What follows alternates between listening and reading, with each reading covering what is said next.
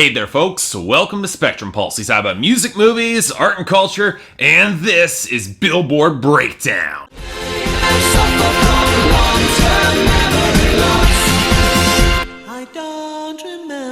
So remember when I said last week that I had this sense of foreboding that something bad was coming, that I couldn't quite feel it and it hadn't quite happened yet, but it was on its way, I was sure of it? Yeah, I'm starting to wish that these bad feelings didn't come up so much, or let alone come true, because sure enough, I might as well get on to it. Let's start with our top 10. Unsurprisingly, See You Again by Wiz Khalifa and Charlie Puth continues to hold sway at number 1, but at this point, it's a matter of time before it's unseated, because it spent this week hemorrhaging airplay, has surprisingly low sales, and even lost streaming. Sure, it's got YouTube locked down, but at some point it's only a matter of time before it's gone. No record breaking here. And beneath it we got Bad Blood by Taylor Swift and Kendrick Lamar that is waiting and still gaining, steadily gaining airplay with respectable sales and YouTube. As I said last week, if it had a presence at all in streaming, it'd be number 1 by now. The first big shift comes with Cheerleader by Omi at number 3, our leading challenger for the number 1 spot, and it seems like the odds are in its favor. Major gains in streaming and airplay, top sales, and while it slipped a little bit on YouTube, it at least has some presence on YouTube, compared to Trap Queen by Fetty Wap, which is unseated and pushed down to number 4. Sure, it rules streaming still, but beyond that, the sales and airplay are steadily shrinking, and its YouTube presence is pretty underwhelming. Now, the first big surprise for me comes in at number 5 with Shut Up and Dance by Walk the Moon. I honestly thought it was gonna fall hard this week, but it turns out it didn't quite lose enough in sales and airplay to push it back, and with streaming pretty much static, it held up just enough. This takes us to our first new top 10 entry.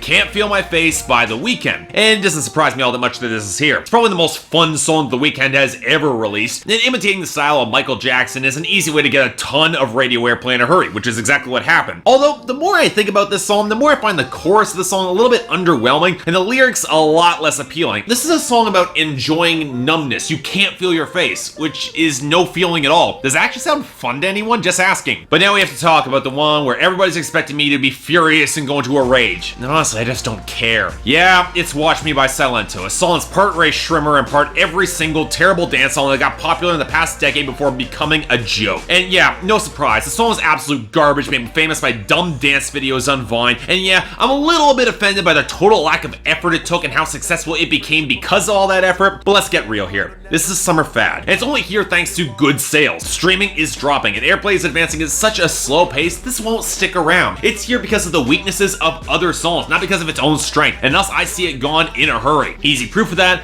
Uptown Funk by Mark Ronson and Bruno Mars finally dropping to number 8. Even despite a brief gain in streaming and the tight grip that it has on YouTube, its sales aren't worth considering at this point, and it's still losing airplay steadily. And I expect it to have a very slow ride out, but to be gone pretty soon. And then we've got our third new entry and a new song for the charts. Good For You by Selena Gomez featuring A$AP Rocky, debuting at number 9. Now I'll save the majority of the conversation about this song for when I talk about the new tracks, but it's here because it had tremendous sales, huge airplay gains, and some YouTube presence as well. Apparently this is the lead-off single for Selena Gomez's next solo album, and given how much of a change in sound it is from her disastrous last record, okay, I'm interested, I'll check it out. Finally, we've got Hey Mama by David Guetta, BB Rexa, Nicki Minaj, and Afrojack slipping a bit to number 10. And really, that's only because of so much activity and songs above it pushing it down, just sheer volume. Because while the sales weren't great and streaming did slip a bit, it's still gaining in airplay, and YouTube actually jumped up this week. I can see it sticking around longer than some of the songs that beat it out this week, let's be honest. I can see it sticking on the charts longer than, say, Silento ever will. And on that note,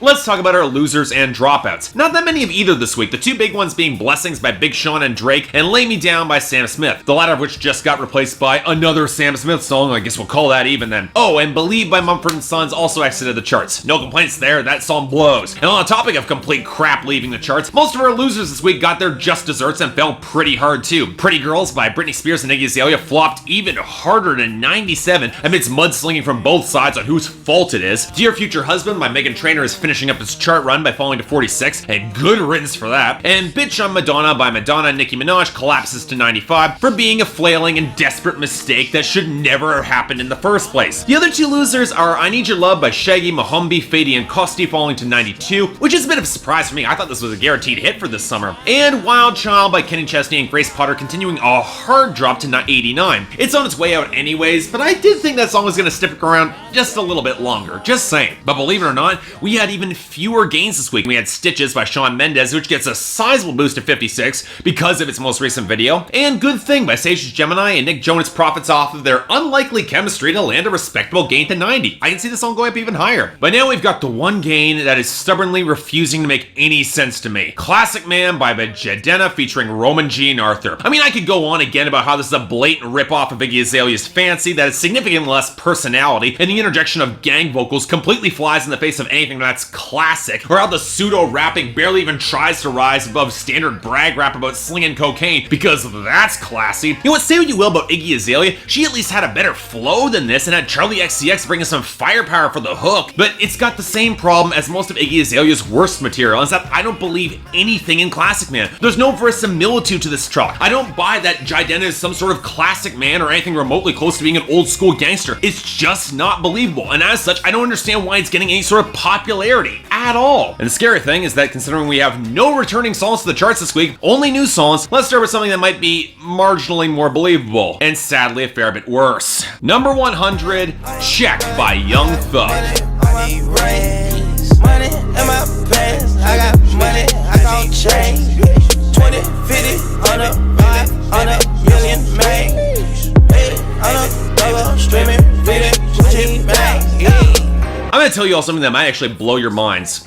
I don't hate Young Thug. Yeah, I don't think he's a good rapper on any technical standards, and his voice grates on my ears, and yeah, he's often way too hyperbolic and crappy for his own damn good, but he has one thing I think could give him some potential down the road. Personality. As long as I don't like him, I can see Young Thug's appeal, and I can see why Birdman is manipulating him as Lil Wayne's obvious successor, which is the other reason I really can't hate Young Thug, because he's Birdman's pawn. Hate the player, don't hate the game. That said, it doesn't make his music any good, which is why Check is so painfully mediocre. What Lil Wayne at least understood is getting music with some energy or some innovative production behind it, but like most of Young Thug that I've heard, his melodies are limp and hazy, and the percussion is just regurgitated trap hi-hats that I've heard plenty of times before. And the frustrating thing is that most of the bars just aren't interesting on the song. It's luxury rap that only gets interesting when Young Thug gets pulled over and shoves crack cocaine up his ass. So if that's your thing, have fun with it, but yeah, no, this isn't for me. Next, number 99, Like I Can by Sam Smith. The heart and the soul to the soul. There may be lovers who hold out their hands, but they'll never love you like I can. They'll never love you like I can.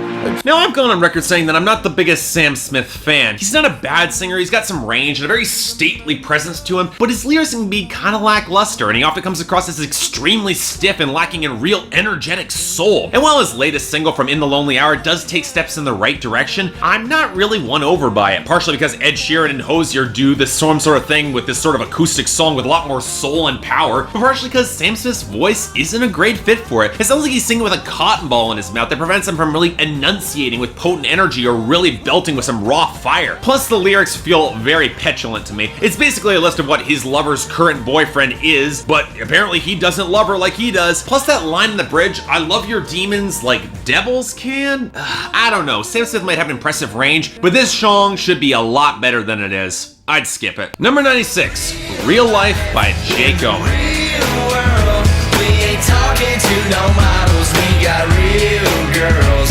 We get real low, we get real high.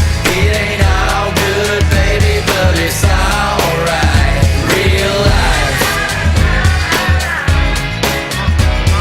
You know, I'll admit I probably give Jake Owen more credit than he probably deserves, but for the most part, I find it hard to dislike him. For one, he's got incredible vocal charisma that can make up for the fact that he barely has any writing credits. He's smart enough to pick some songs with some decent driving momentum and energy and melody, and though his production has tended toward being on the synthetic side, he's often able to keep it lightweight enough to make it work. In other words, I wish a lot more bro country played in Jake Owen's lane. Probably would be a lot better and a lot less insufferable. In any case, he's finally got done releasing singles from Days of Gold, and this is his lead-off single for his 5th album. And I'll be blunt and say that he's made songs that are a lot better than this. The guitar tone is annoying as hell and way too staccato. Owen's low-key pseudo country rap, it's not good, and his enunciation on the chorus really grates on my nerves, but at the same time it feels like when Brad Paisley makes one of his more comedic songs, and the more irritating parts are kind of the point, and I kind of get where he's coming from. They aren't bad, these lyrics. What reminds me a lot of is American Kids by Kenny Chesney, but at least that song had more flow and groove in the instrumentation that this track doesn't really have. And yeah, the lyrics are fine enough for what they're trying to do, but it doesn't exactly make this all that listenable or enjoyable. Yeah, I'm sorry, Jake. I like a lot of your stuff, but you've made better music than this. Just saying. Number 93,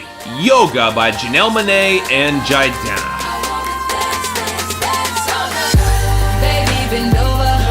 Baby, bend over. Baby, bend over. Let me see you do that yoga. Baby, bend over. Baby, bend over. Baby, bend over. Let your booty do that yoga. This should not be the way that Janelle Monae gets on the pop charts. Not as a tag-along song on an EP titled one of the most worthless tracks to chart right now on the radio, but on her own merits thanks to killer singles from albums that are some of the best of their respective years. I love the Arcandrobe. I love the Electric Lady. I remember hearing this song when it dropped a couple months ago and feeling this crushing sense of disappointment. Instead of the Afrofuturist tracks that broke half a dozen genres and were incredible, Janelle Monae got there on the charts by making a dance song with too much pitch shifting about her ass. Now, by that standard, it's actually a pretty decent song. Sure, the lines about her not following the rules are complete bullshit because she's very much playing the game for this song to land on the radio, but Janelle Monae has a ton of personality and that definitely plays to her advantage. I can see why people can like this song, and hell, I like it better than most booty anthems. Of course, Jidenna here contributes nothing all that special, but his verse isn't terrible here either. Now look, I'm not gonna deny that this song is a disappointment. Oh god, it is. But it is listenable, and thus far this week, I don't know. I'll take it. Number 81, All Eyes on You by Meek Mill featuring Chris Brown and Nicki Minaj. Bitches, but my eyes on you. Is you somebody, baby? If you ain't, girl, what we gon' do? If you ain't gon' need it, baby. Yeah, yeah, yeah. Give it all up for you right now. We got the club going crazy. All eyes on you. Okay, just gonna lay it out here. I don't like Meek Mill. And to be fair, I don't even think he was ever trying to be likable, but putting aside being signed to a label with Rick Ross, Meek Mill is just not a rapper that I'd ever seek out. Mostly because the primary focus of his bragging seems to be rubbing it in everybody's faces, which is just kind of insufferable. So this is the big single from his sophomore album, Dreams Worth More Than Money, after Check apparently went nowhere, and he recruited Chris Brown and Nicki Minaj to give it a chance on the radio. And guys, honestly, this isn't great. It's a song coasting by on Chris Brown's hook to add romantic atmosphere, already not a good sign, but then Meek Mill comes in way too aggressive with his flow, which only highlights the fact that he's not very good as a technical lyricist. Even though he's not bragging and shoving it in our faces, it's still not all that attractive. Once again, Nicki Minaj is the best part of this song with the best bars and able to match his intensity, but the tone of this track is very weird to me. Yeah, I get that Nicki and Meek Mill are apparently dating. It's pretty much the only reason why this song is on the charts. That sort of thing sometimes happens, but this doesn't come across like either partner is in love with each other. It's way too abrasive, especially with that minimalist and dark synth tone, and focus instead on that first confrontation. It doesn't feel like a seeing each other across the room sort of song. It doesn't have that loving power. I mean, I can kind of see the appeal of this track in a thugs need love sort of way, but I don't get a lot out of it. Just saying. Number 74, I Don't Like It, I Love It by Rida featuring Robin, Thicke, and Verdine White. So good it hurts, I don't want it. I gotta have it, uh-oh. When I can't find the words, I just go. I don't like it, no, I love it.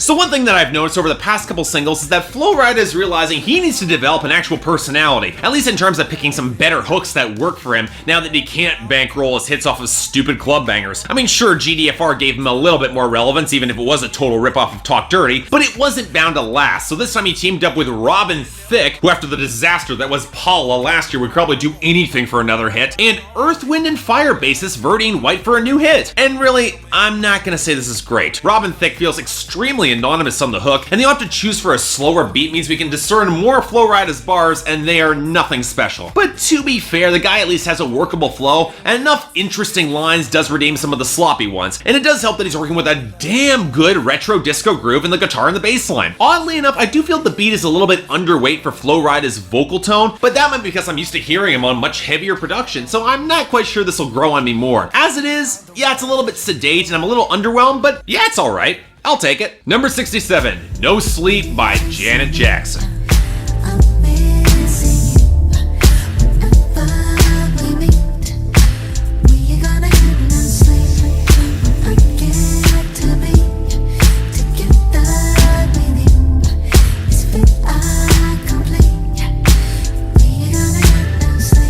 Oh god, I needed this. Janet Jackson for me is one of those R&B stars that I don't often find myself revisiting very often, but I'm always really grateful when I do, mostly because she's got a great talent for making songs that are sexy as hell and have a ton of potent atmosphere. Even though there is a part of me that really does love when she went really political in the late 80s, that's just kind of awesome. But this song is very much in her typical wheelhouse, a sexy as hell, seductive R&B track with a stormy atmosphere that's got fantastic flow, a great subtle melody with the organ twinges that balances out the groove, and a deftness to the writing that's genuinely charming. Yeah, it's a bit of a throwback, fits in her wheelhouse, and the bridge isn't particularly great, it's a little bit overstated for my taste, but overall, I can definitely groove to this. It's sexy as hell, definitely works for me. Definitely recommended, check this out. And finally, number 9, Good For You by Selena Gomez featuring A$AP Rocky. I just wanna look good for you, good for you.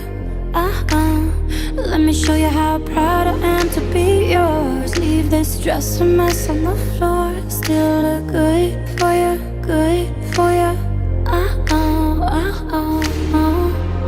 You know, I've always had a fondness for Selena Gomez. I mean, she made solid pop music when she was with the scene, and she made the most out of her very limited vocal and emotional range. That said, her last album, Stars Dance, sucked. And even though I was at the very, very early stages of being a critic on YouTube when I first covered it, my opinion has not changed. Since then, though, she seems to have been trying to repair her image a little bit. First with the solid, The Heart Wants What It Wants, and now with this. And let's make this clear, the song is much more A$AP Rocky than it is Selena Gomez. And that's all thanks to the production and a fair bit of the writing too, with its opulent flair. And here's the thing, for the most part, it actually works. Selena Gomez isn't a bad fit for the thick haze of A$AP Rocky's production, and there's a certain gothic opulence to the song that works for me, I'll give it that. Hell, A$AP Rocky's verse about preserving her image in front of the public and keeping her just as beautiful does show a lot more consideration than he normally would show for about anybody. But where I think this song struggles is that it's trying to sound a lot sexier than it kind of is. Part of it is Selena Gomez sounds so limp and lacking in energy in the chorus, and let's be honest, when you're placed up against Janet Jackson, you're not gonna measure up. But on the other hand, I really do like the atmosphere, and compared to the rest of the week, yeah, it's pretty good. I'll take this. So overall, none of the songs aggressively irritated me or pissed me off as much as I expected, or at least as much as last week, so picking a worst is actually harder than I expected. I think I'm gonna give it to Check by Young Thug for just being the most obviously broken and kinda crappy, but dishonorable mention,